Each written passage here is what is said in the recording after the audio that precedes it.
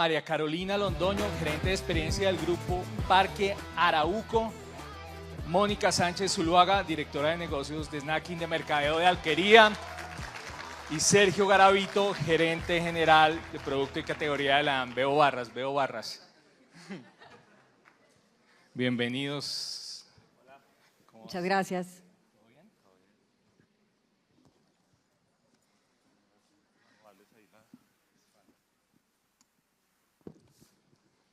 Bueno, muy bien.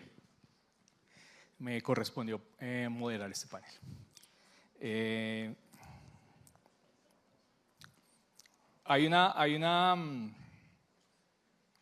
Estamos con una movilización muy fuerte a que todo es digital, ¿sí? Y que todo lo que hacemos de alguna manera es digital.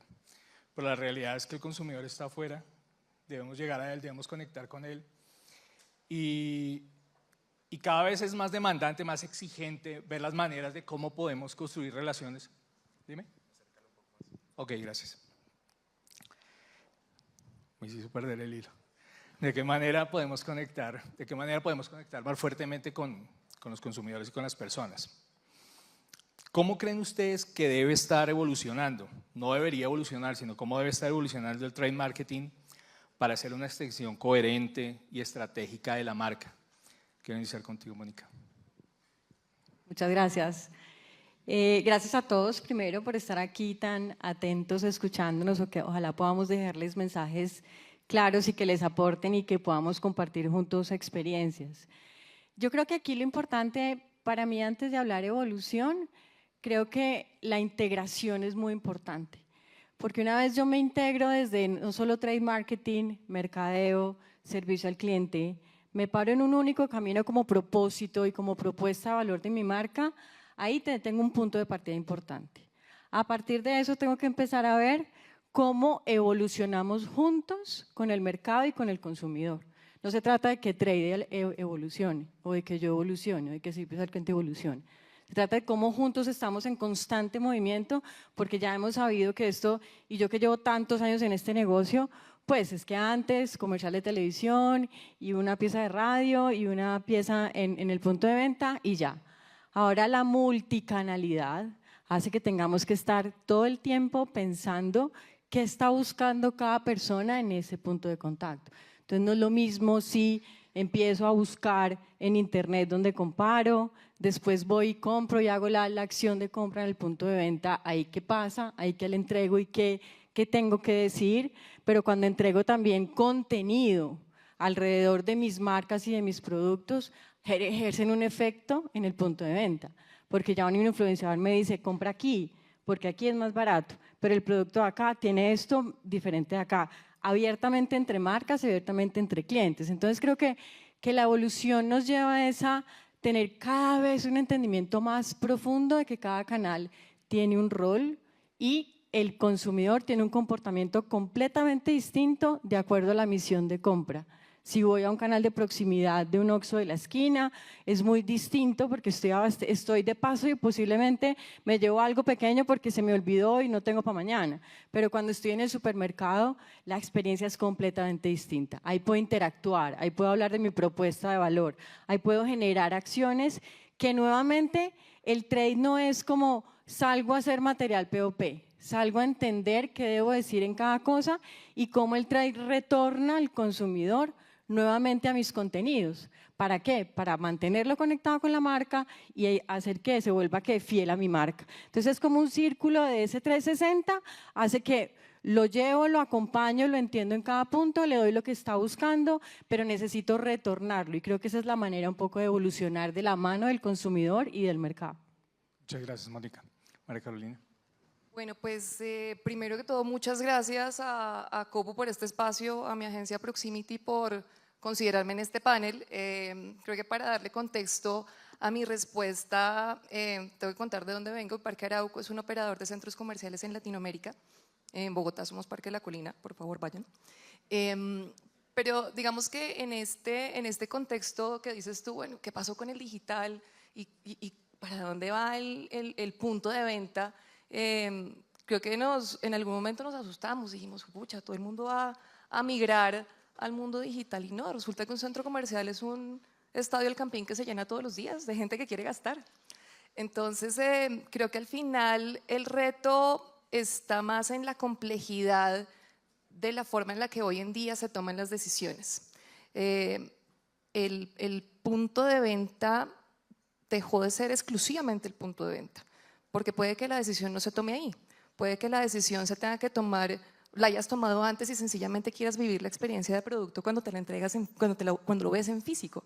Entonces creo que cuando uno entiende la complejidad de la toma de decisión de tu producto o tu servicio, ya comienzas a entender que los momentos de verdad y los momentos del cara a cara con el cliente se tienen que configurar de manera distinta, las narrativas se conforman de manera diferente, los contenidos se piensan distinto.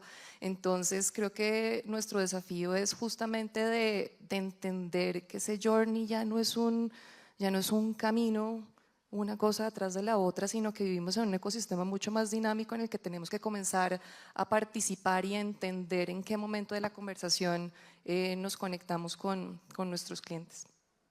Sergio, por favor. Bueno, buenos días. Bueno, agradecerles este espacio.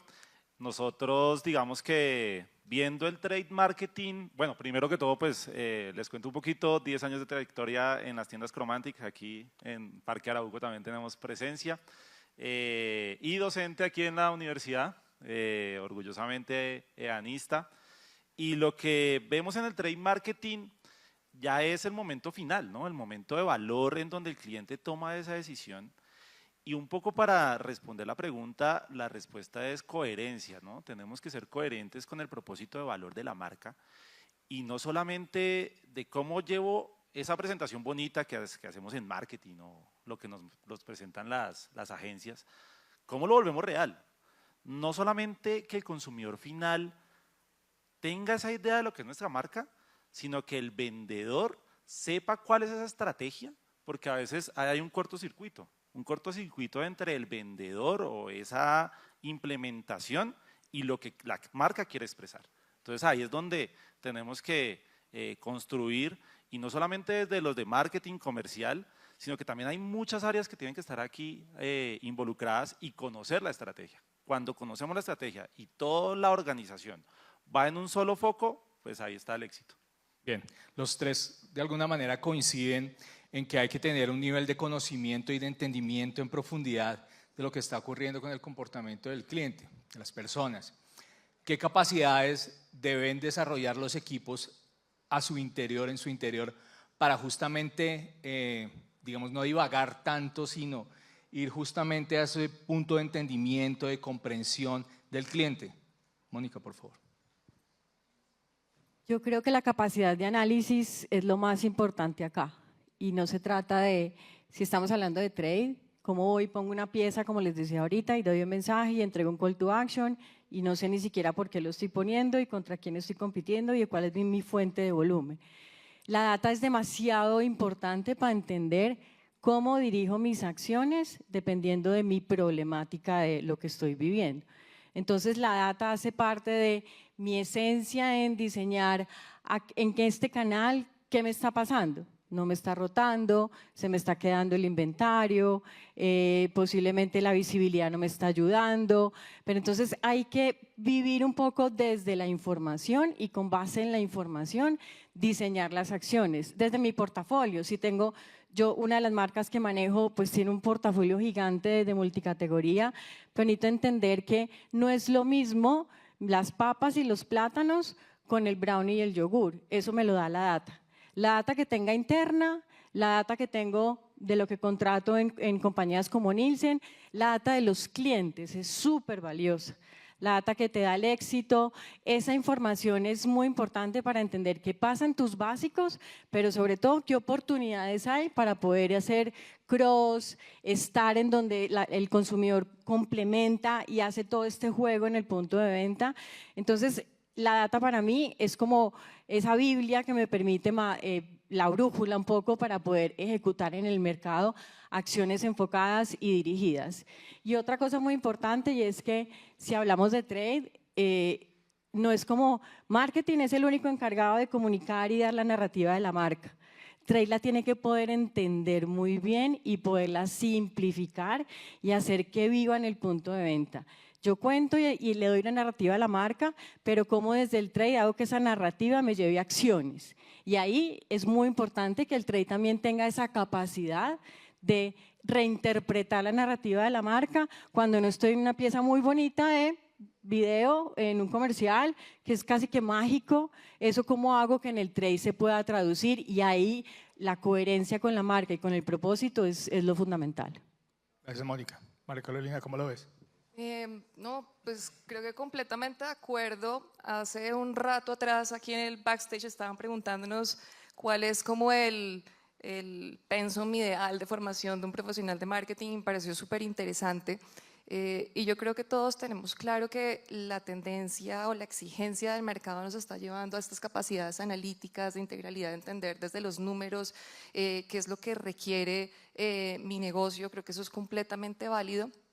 Yo agregaría a lo que dice Mónica dos cosas que no salen en el pensum. Uno es que requerimos mucha velocidad. Y es que en la dinámica de mercado yo no puedo quedarme esperando a hacer la estrategia como la escribí el año pasado, porque es que ya quedó firmada en piedra, porque el mercado se mueve muy rápido, porque tengo que reaccionar. Entonces necesito mucha agilidad para que esa capacidad analítica sea accionable y yo pueda responder a las demandas y a las exigencias de un mercado que es súper cambiante, súper dinámico, súper exigente. Para darles una idea, nosotros somos muy sensibles desde los centros comerciales, y seguramente tú lo sentirás en su momento, al indicador de la confianza del consumidor. Y entonces uno puede hacer un plan divino, pero si en una temporada el indicador de la confianza del consumidor cae, no hay nada que levante una marca. Entonces creo que ese tipo de temas se vuelven muy relevantes a la hora de pensar en qué tipo de skills tengo que yo desarrollar. Probablemente no son skills necesariamente técnicos, sino de gestión, de velocidad. Y otra cosa que creo que tenemos que desarrollar nosotros como marketers y como gestores de marcas tiene que ver con la capacidad de trabajar en modo networking. ¿Por qué lo digo? Porque finalmente nosotros como que siempre hablamos de que nuestro ecosistema es de aliados. Y uno dice, la agencia es mi aliado estratégico, mis locatarios son mi aliado estratégico. Y así digamos que siempre estamos hablando de que nuestros diferentes stakeholders son aliados. Pero si uno quisiera evolucionar en eso que les digo yo, que es como la necesidad de velocidad y de reaccionar correctamente a las exigencias del mercado, yo necesito estar atenta a qué oportunidades de afiliación o asociación puedo desarrollar. Pasan cosas simpáticas como por ejemplo, no sé, el Día de la Madre que acaba de pasar. Entonces cada marca está mirándose al ombligo y diciendo la estrategia del Día de la Madre, la estrategia del Día de la Madre, pero ¿quién está haciendo alrededor cosas que me puedan complementar? Incluso los mismos proveedores míos pueden estar metiéndome en conversaciones mucho más grandes, que me den alcance, que me den oportunidad, los medios de comunicación. Entonces creo que eso probablemente, esa capacidad de pensar un poquito fuera de la caja y por fuera de los límites que ponen los mismos planes sin salirnos de la estrategia, creo que es una oportunidad de habilidades que podemos desarrollar. Gracias, María Carolina. Bueno, complementando, obviamente muy de acuerdo. Y cuando hablamos de ese tipo de skills, para mí el fundamental es esa integración. O sea, ¿cómo logramos una integración? Y la teoría nos dice, oiga, mire qué integración vertical o qué integración horizontal puede hacer. Y esa integración tiene que ser humana. Cuando hablamos desde la integración humana, tenemos que tener la capacidad de levantar un teléfono y poder llamar a un proveedor o al locatario y poder hacerlo rápido.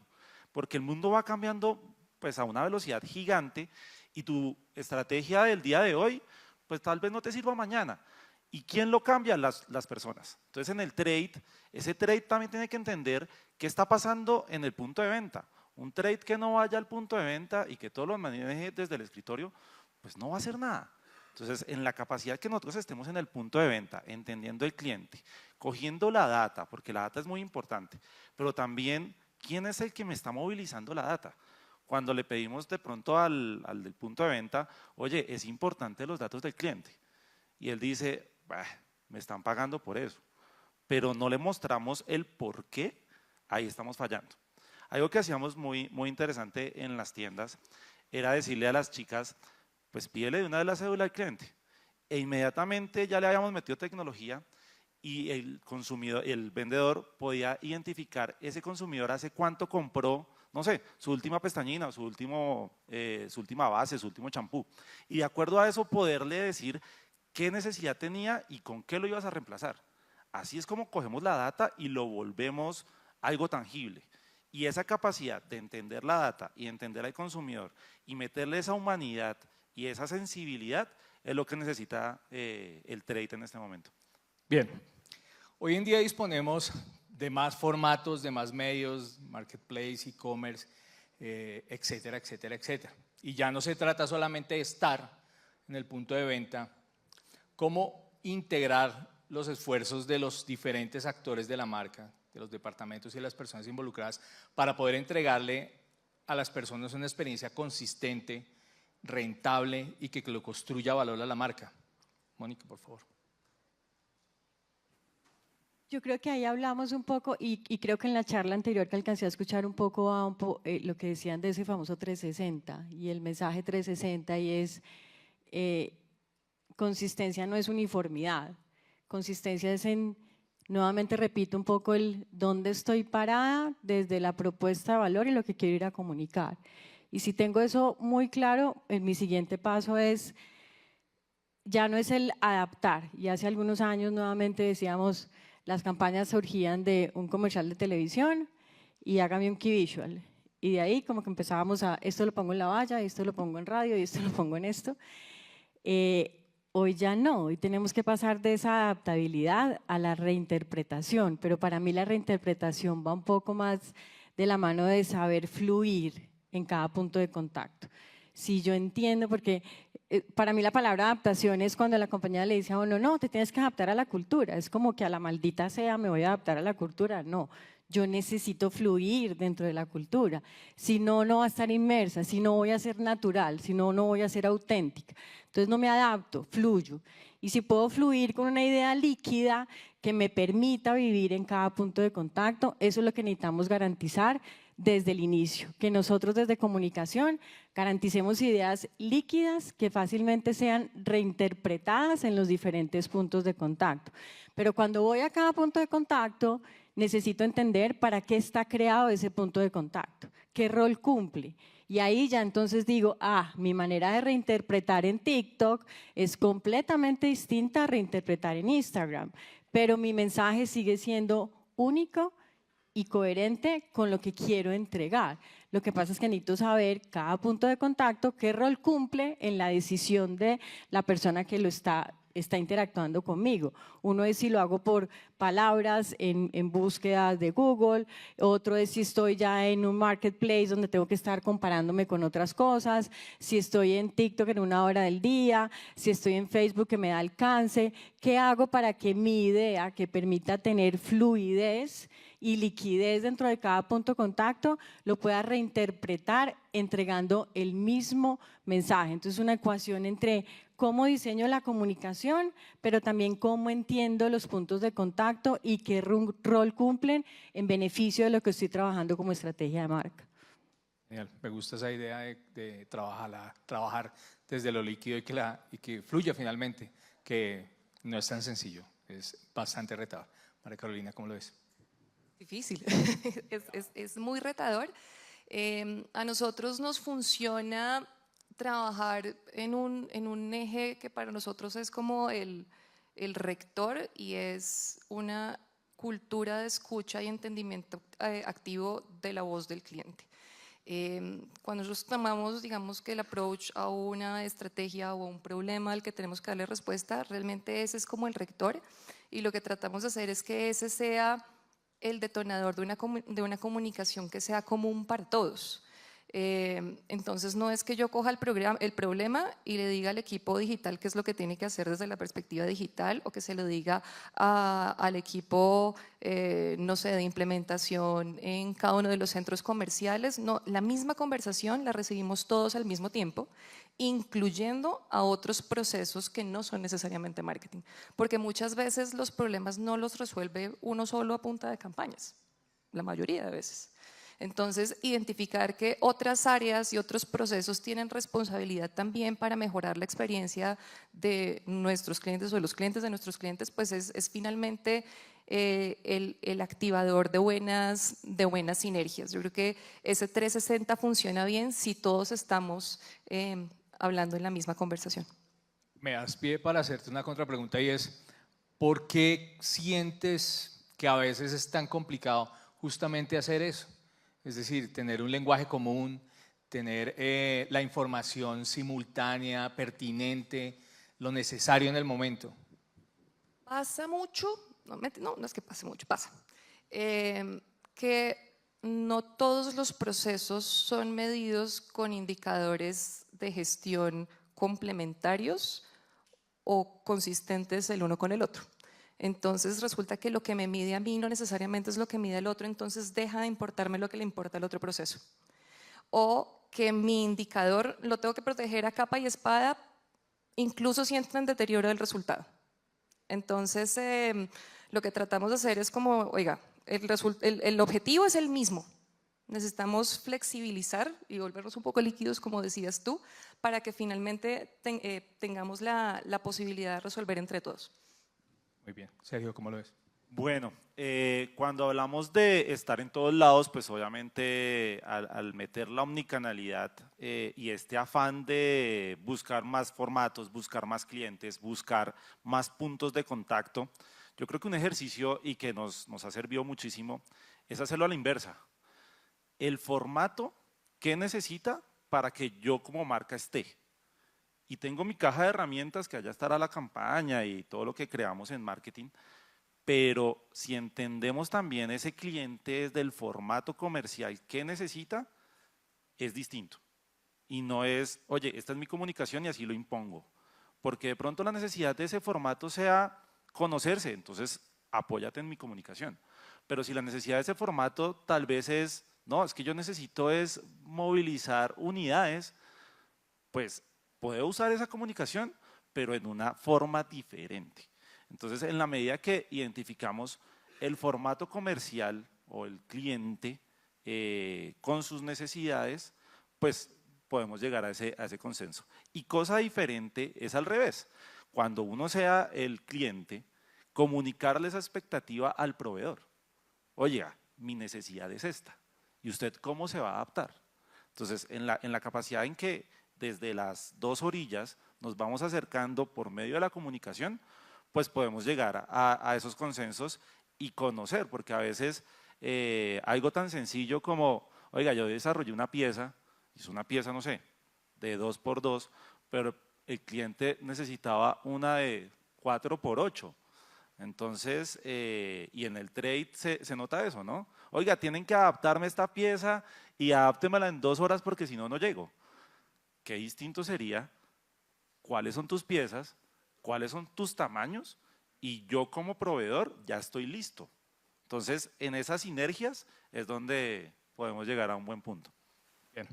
Quisiera complementar Dale. algo ahí que me parece súper chévere.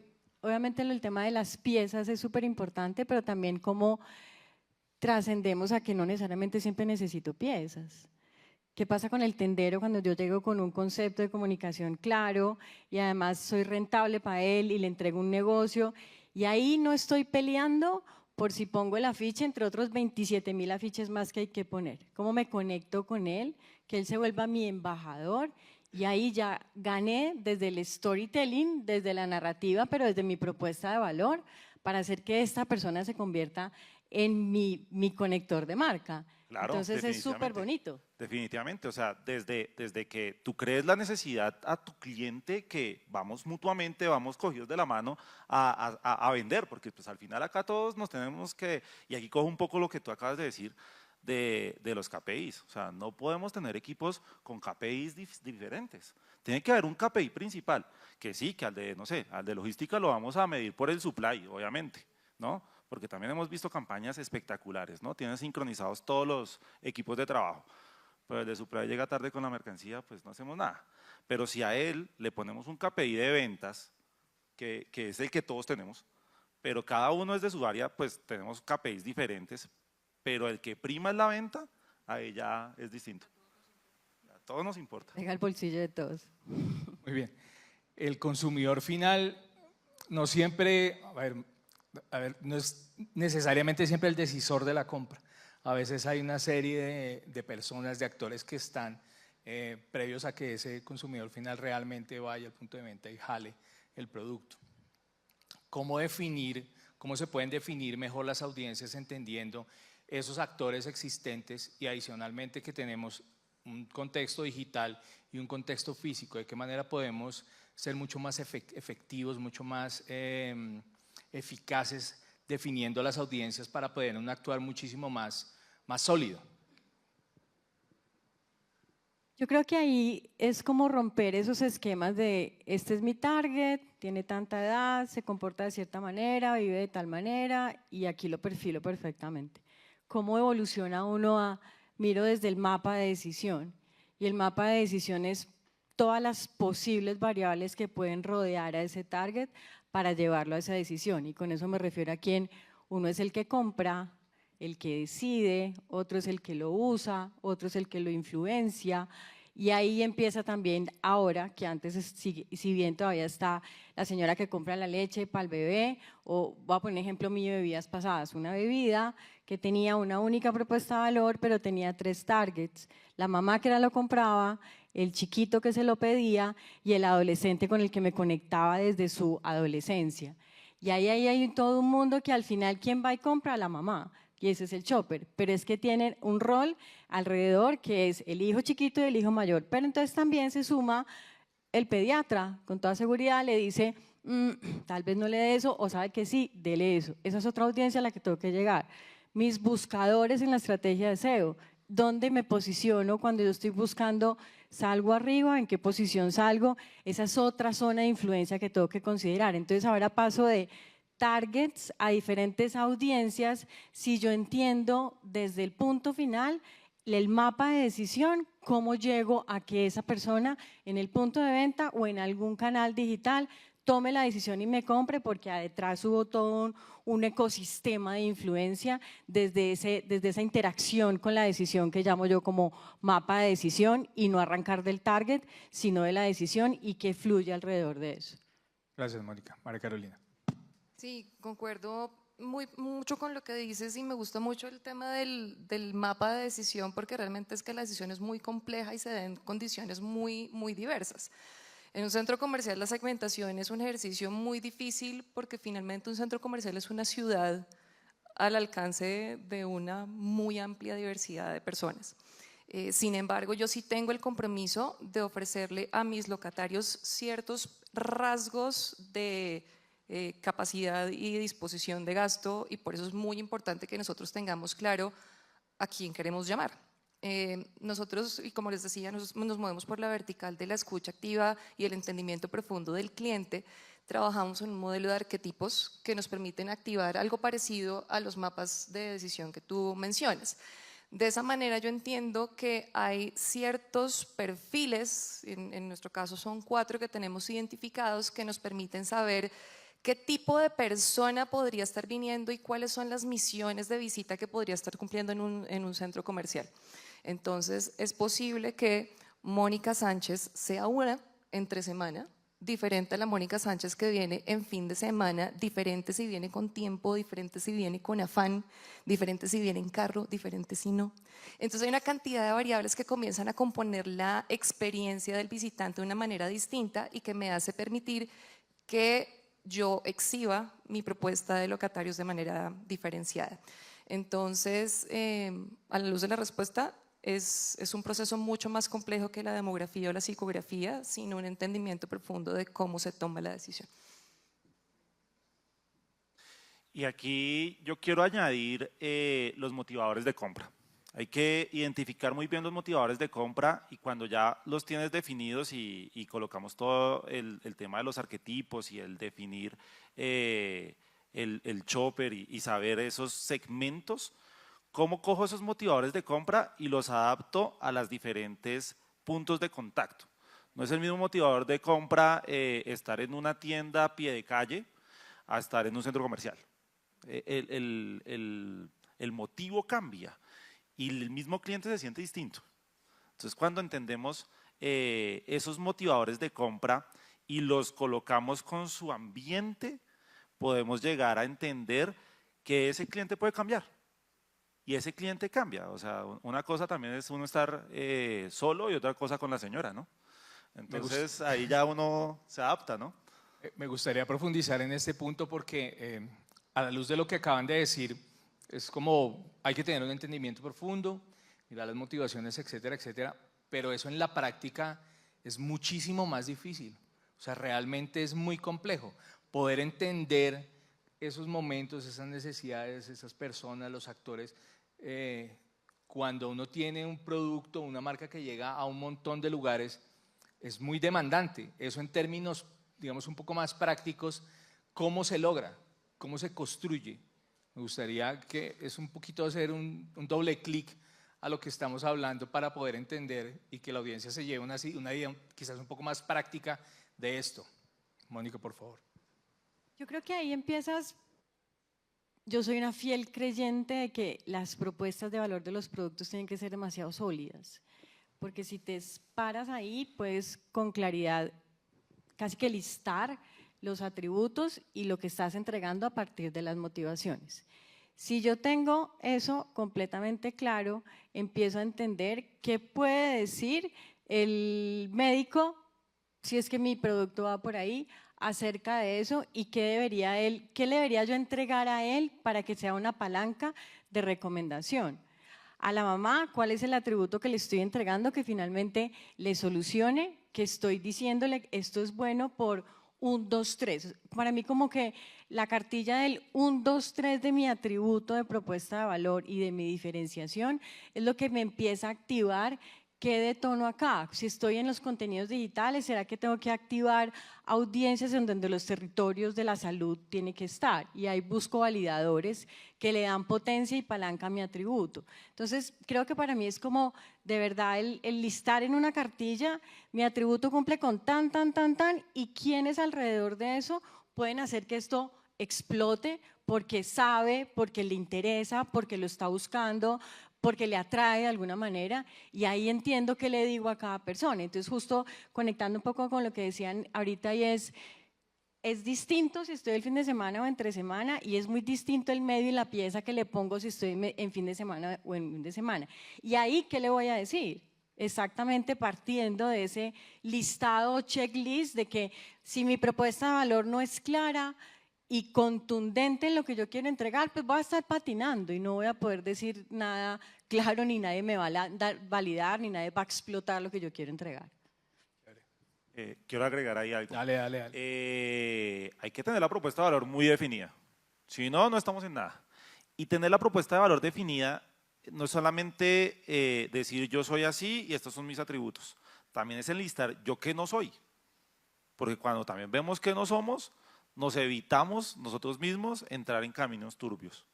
Entonces, cuando la tenemos ya muy clara, ahí es donde empezamos a construir y a adaptar ese propósito dependiendo de la audiencia.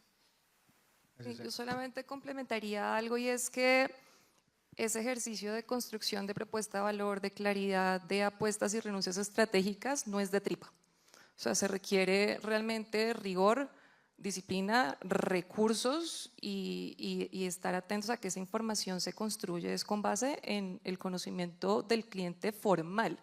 Entonces, cuando tú dices, sí, es que eso es difícil llevarlo a la práctica porque son segmentaciones muy complejas, requieres mucha información, y ahí es donde entra también el poder de la data. Tienes un punto de partida, que es esta cartilla que tú mencionas, que se vuelve mi rector, pero al final tienes que mantener un conocimiento profundo de ver esa dinámica, cómo está funcionando en la vida real.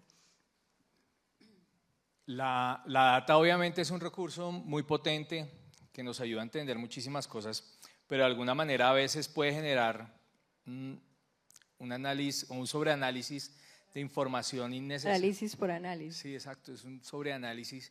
Y en trade, digamos, hay como un indicador muy clave, pero hay otros indicadores y otros KPI que convergen también dentro de todo el tema de la experiencia. ¿Cómo evitar y cómo construir indicadores que realmente apunten al objetivo de mi negocio? Entendiendo que mi negocio es distinto, digamos, cada uno de ustedes tres están en industrias distintas, y que sean relevantes y que de alguna manera me ayude a mí a tener siempre ese horizonte muy bien trazado para tratar de alejarme de cosas que me puedan incomodar y que me puedan distanciar de los objetivos reales del negocio. Mónica. Ahí tal vez un poco lo que mencionaba Sergio y María Carolina, un poco de ese objetivo en común. Yo creo que al final sí todos tenemos un último objetivo, y es que el consumidor tome la decisión por mí. A partir de ahí, cada uno tiene un rol.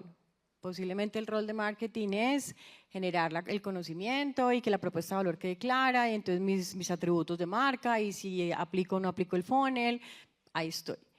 Y en trade, tal vez un poco desde la rotación, qué pasa en el punto de venta, pero al final es cómo hago para llegar allá, y para llegar allá hay miles de indicadores y miles de variables que son demasiado potentes, pero tengo que empezar también como por capas, no porque no tengan integralidad, sino porque necesito hacer el recorrido perfecto y desde adentro, porque ya para yo poder generar el famoso sell-in, tengo que haber hecho una demanda correcta. Si no tengo una demanda correcta, pues mal, porque o me pidieron de más y no cumplí, o me pidieron muy poquito y generé agotados. Y ahí ya empiezo en reversa con mi rentabilidad. Entonces, desde lo interior, esa cadena de valor, desde cómo planeo y después cómo garantizo, y tú lo decías ahora, que llegue lo que planeamos, y no es que el logístico no me entregó, entonces el nivel de servicio al piso y perdí la venta, pero yo la vendí, es que yo la vendí, todo lo que funcionó, todo lo que hizo que la vendiera, y el camión no me la entregó. Entonces necesito garantizar que el nivel de servicio se cumpla. También el rechazo, porque entonces lo entregué, pero lo entregué mal, y el cliente me dijo, no, eso está horrible. A mí me pasa con quesos. Perdió frío, perdió la forma, porque el camión, porque quiso, en la mitad del camino apagó el frío, y entonces mis quesitos llegaron vueltos nada, me lo rechazaron. Finalmente lo vendí, pero ¿qué pasó si lo vendí? ¿Por qué no me lo entregaste si lo vendí? Y de ahí empiezo a evolucionar, no solamente a los básicos, sino ya, sell-in. No, ¿qué pasa con el sell-out? Y entonces, ¿qué pasa? Entre sell-in y sell-out, ¿cuál es mi rotación? ¿Cada cuánto me está rotando? Para yo saber qué está pasando con mi cliente. Eso de una me da un comportamiento de consumidor. Cada cuánto está comprando mi categoría. No es la misma la mía de quesos a la de unas papas, a la de una gaseosa, es completamente distinta. Entonces ahí empiezo a traer data, y eso que me ayuda a generar actividades, y lo decía tal vez ahorita en otra pregunta, orientadas. Entonces yo ya sé en qué momento en el centro comercial le pongo la oferta, porque es que ya supe cada cuánto vino, a qué horas vino, en qué frecuencia, qué está buscando, qué recorrido hizo. Entonces, para mí la data es como, al final hay una cosa, y es cómo logro la toma de decisión. Pero al interior la data es muy compleja, no nos podemos, la esquizofrenia por la data, pero es que es muy valiosa si yo logro tener esa capacidad de análisis y poder cruzar la información. No puedo quedarme solo con la numérica que me da Nielsen, no puedo quedarme solo con mi facturación, que es el sell-in, no puedo quedarme, mi sell-out es ya, pero ¿por qué me pasó ese sell-out? Es muy bueno, yo quisiera saber por qué es tan bueno. Entonces voy y entiendo capitas y capitas, hay una cantidad de indicadores de lo que pasa alrededor, y eso me va a reflejar al final que un comportamiento de compra en el punto de venta. Muchas gracias, Mónica. Bueno, yo creo que Mónica hizo un súper resumen de esos indicadores del trade que son bastante complejos. Nosotros desde la perspectiva de un canal atípico medimos algo, pues evidentemente la venta para nosotros es un rector porque es parte de nuestro modelo de negocio,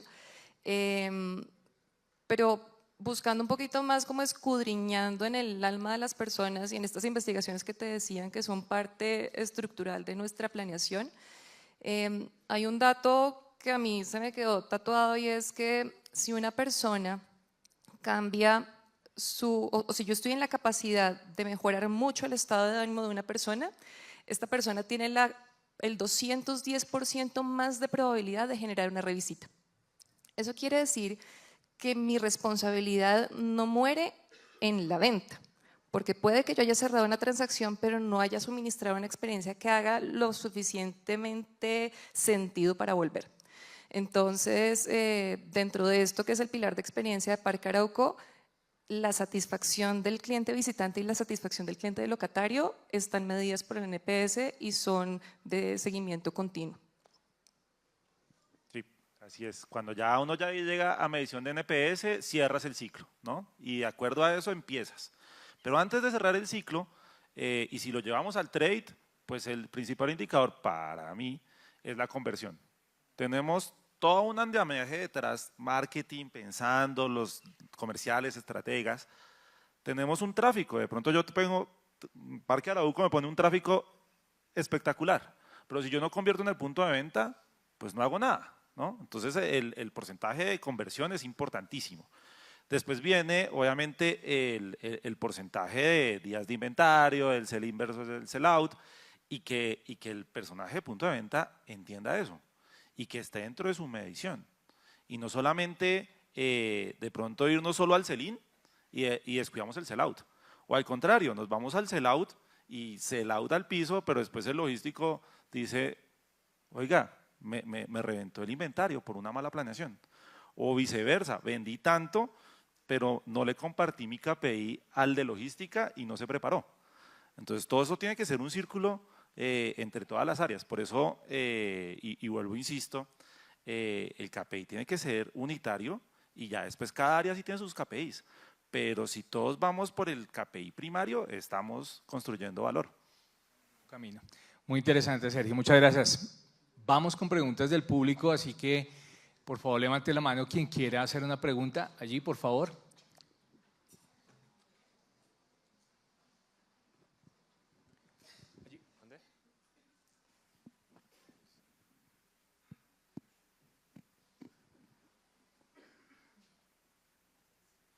Hola a todos, mi nombre es Daniela Agudelo. Yo quiero hacer una pregunta más enfocada desde las compañías, desde los negocios, y es el conocimiento del producto, el conocimiento de la marca y del performance afuera.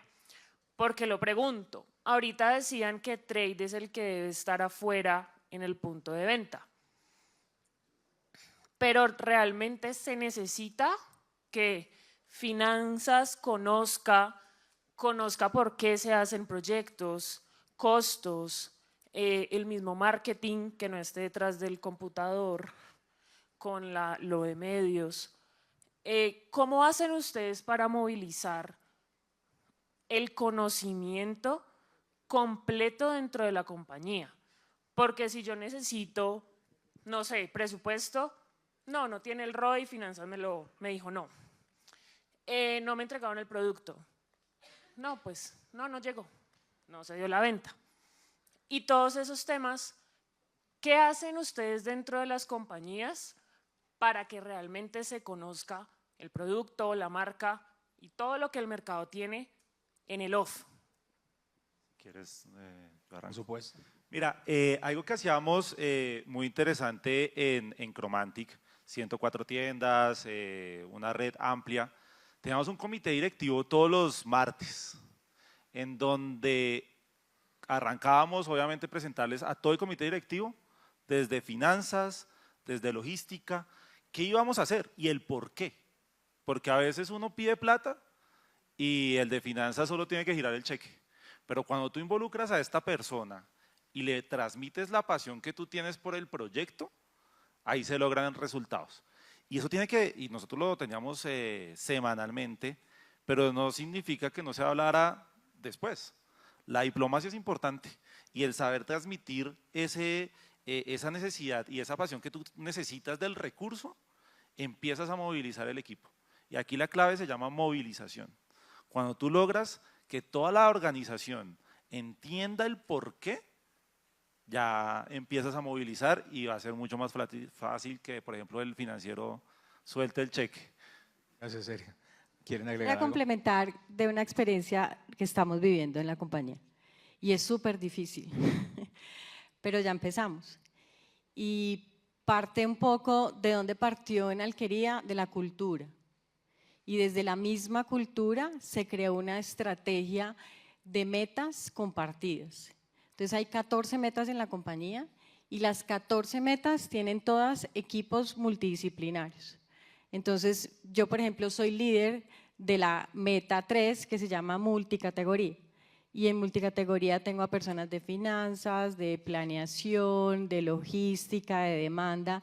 Y no sabes eso en lo que ha sido difícil porque obviamente es movilizar a que unos tienen para un lado y otro para el otro, ya decir, la persona ahí sentada conmigo y yo diciendo, pues es que no me estás entregando, sí, pero es que mira que la causa es no sé qué, pero ya se vuelve parte de ella porque está metida en esa meta, o sea, esa dinámica de equipos multidisciplinarios donde ya cortas los hilos y conectando un poco con esos objetivos en común, a ella ya la de logística, que antes el indicador era si entrego o no entrego, ahora le va a valer la venta porque hace parte de mi mismo equipo donde a mí me están midiendo la venta. Entonces, el unificar objetivos, pero sobre todo tiene que ser un tema cultural, y eso arrancó desde el área de gente de la compañía. Y a partir de eso se creó todo un esquema y toda esta estructura de equipos multidisciplinarios con 14 core de negocios con objetivos igualiticos. Y el comité directivo,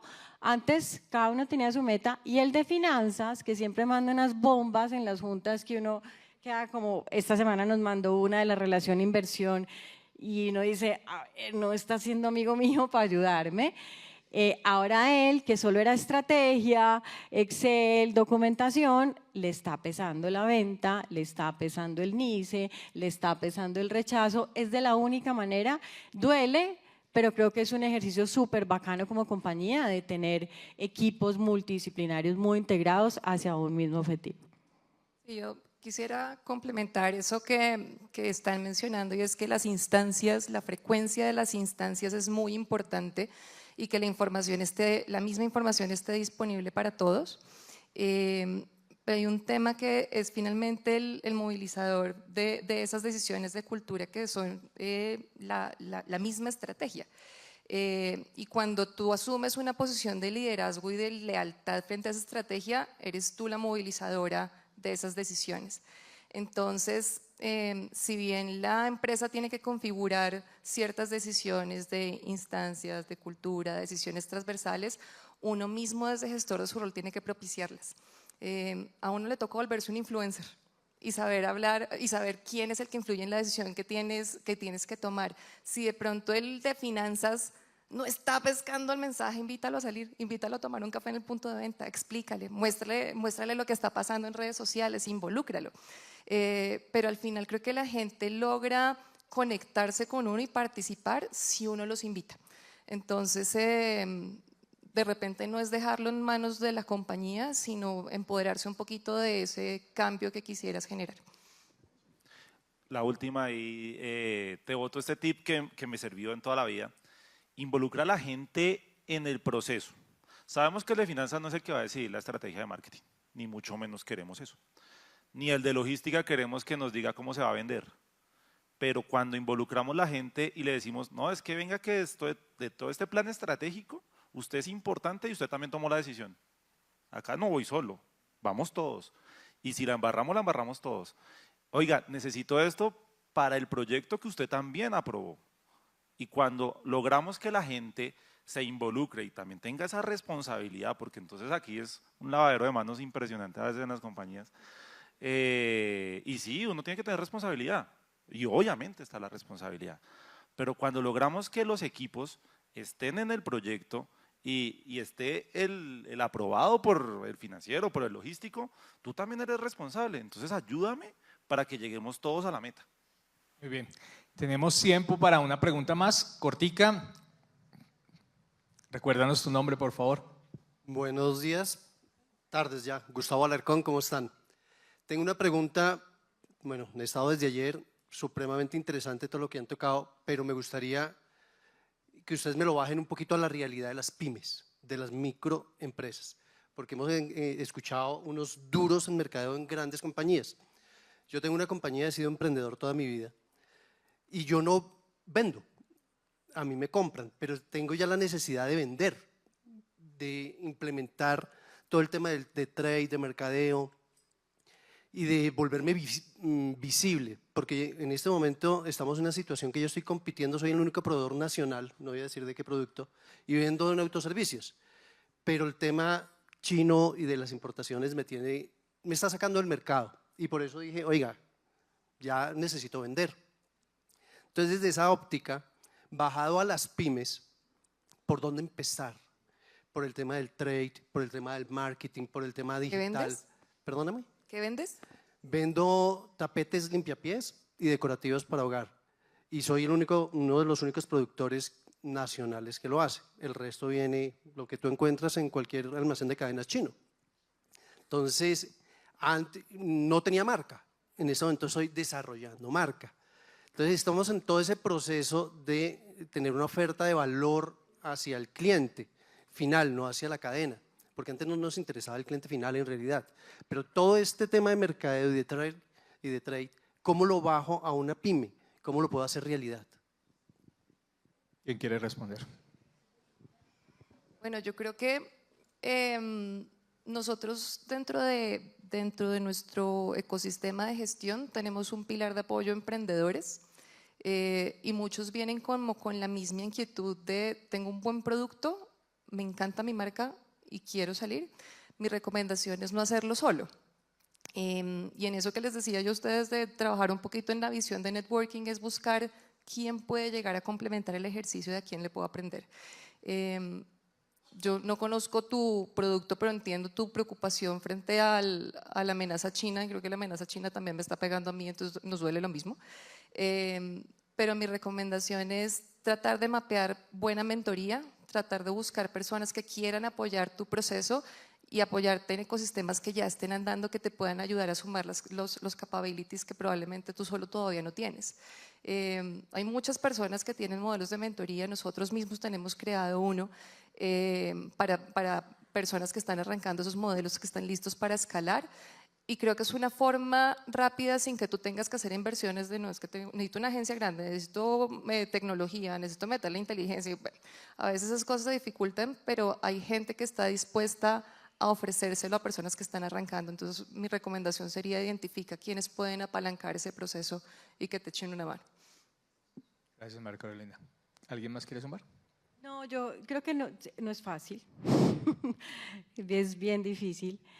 Y me apalanco un poco en como lo que veo en las comunidades. Yo creo que el tema de comunidades empieza a hacer un rol muy importante para esos emprendimientos y pequeñas pymes, porque pues decirte que arranques por un área de trade, pues te consume un montón de fijos y no tiene sentido. Está muy bien que construyas la propuesta de valor, digamos que de cuál es tu diferencial, que eso es como lo estratégico que no implica mucho más, pero es casi como empieza uno a tratar de abordar un networking. Para mí el ejercicio puede ser como cuando uno se queda sin trabajo, lo más, o sea, las plataformas, eso es como una en un millón, que alguien lo llame a uno por una plataforma.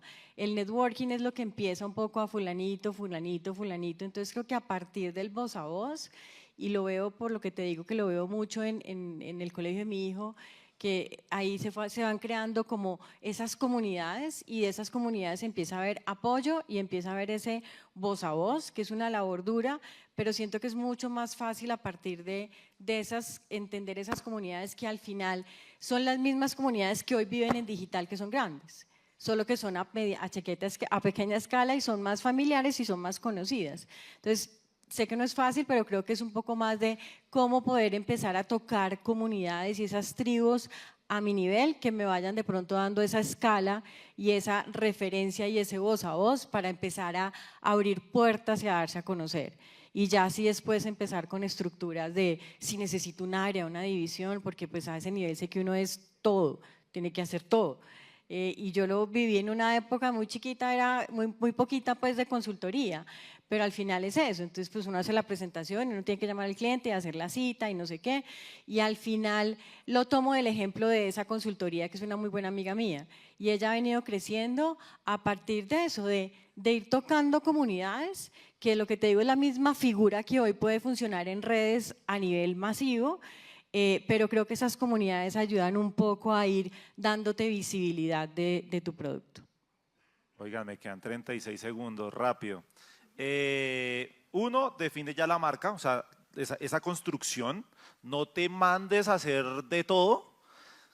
Pregúntale a tu cliente, ¿qué necesitas? Hey, yo necesito X piezas, necesito una impulsadora. ¿Qué necesitas? Y ve cumpliendo esas necesidades. Porque si haces, no sé, un plan 360 de marketing, pues vas de pronto a desperdiciar plata en cosas que no necesitas. Enfócate en la necesidad de tu cliente primero y ahí ya vas desarrollando habilidades. Muy interesante la conversación. Este tema de trade es apasionante. Mónica, María Carolina, Sergio, mil gracias por esta conversación. Por favor, un aplauso para nuestros speakers. Muchísimas gracias.